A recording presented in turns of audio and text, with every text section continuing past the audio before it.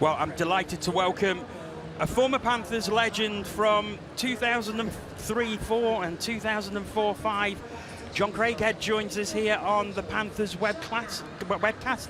Delighted to have you. You're here, John. Well, thanks a lot. What a great feeling, John, to be back. It's nice to see you and a ton of great people that I thought, I wouldn't be recognized, but obviously as soon as I stepped in the building, the place went crazy. I just absolutely love the atmosphere in here. It's just like when we played here, when Paul Adey was coaching and we beat the Sheffield Steelers in the Challenge Cup, and the place just absolutely erupted.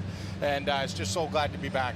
Let's talk about that victory, because that was Panthers' first trophy for, I think it was 6 years, when you won the Challenge Cup in 2004. Obviously having to go to Sheffield, 1-1 I think it was after the first leg, so having to go there and win, and then Kim Al-Roos with that goal at 60-53. What were the feelings like? Because I think you were the first off the bench to embrace him when the goal went in.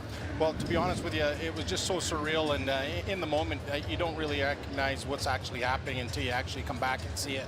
But the build-up to it and the rivalry with Sheffield was just absolutely phenomenal in this league. It's been going on for years.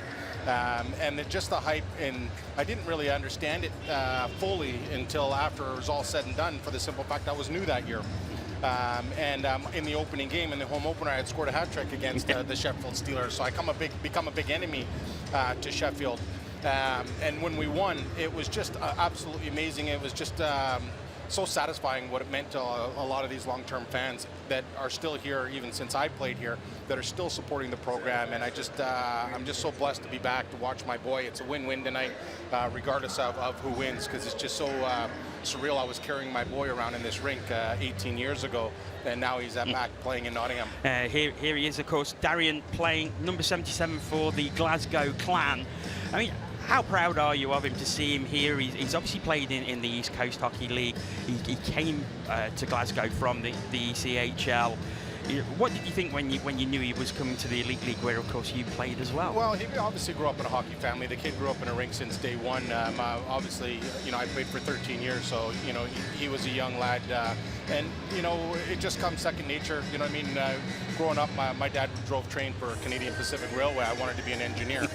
Naturally, you want to do what your dad does, and with Darien and his brother Tristan, both great hockey players, he just wanted to be a hockey player. And fortunately enough, he got a 4-year ride at the University of Northern Michigan, played 4 years there, and then went on to play a couple years in the East Coast, and then had an opportunity to go to Norway, led the league in scoring in Norway up till halfway through the season.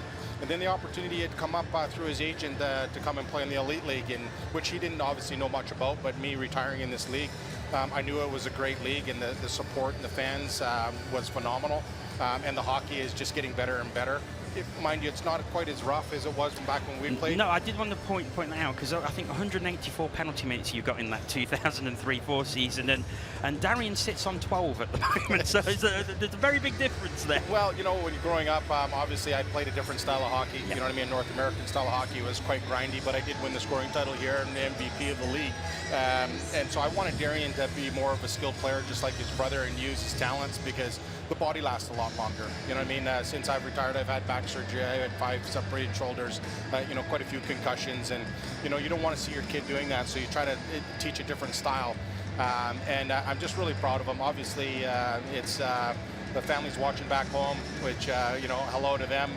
I'm here by myself to support him. We didn't get a chance to see him during COVID, and then when he was in Norway last year, we didn't get a chance to see him. So coming over and flying into Glasgow, seeing him play in Belfast night before last, and then coming to Nottingham, seeing him play here, and then going back to Scotland to see him play against Cardiff for the last game of the season.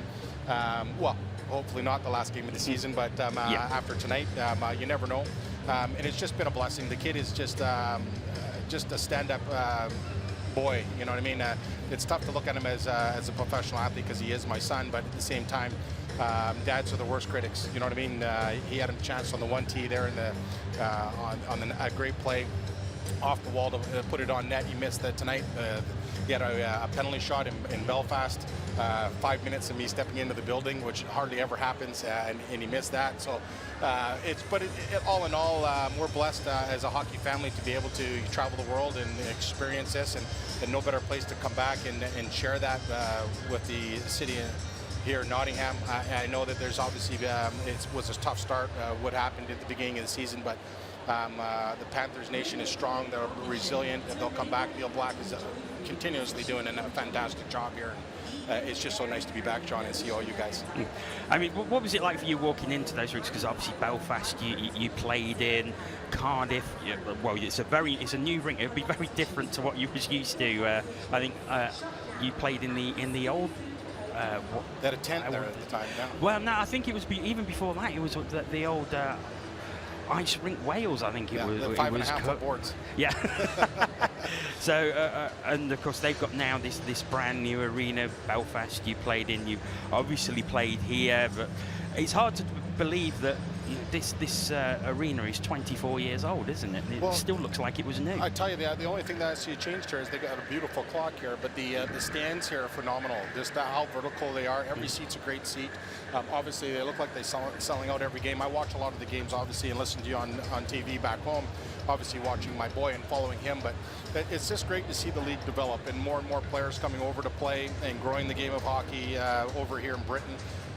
You just can't say enough of it. There's a lot of Canadians that have come over here and never left that are contributing to the game and trying to make it better. And they just do a fantastic job.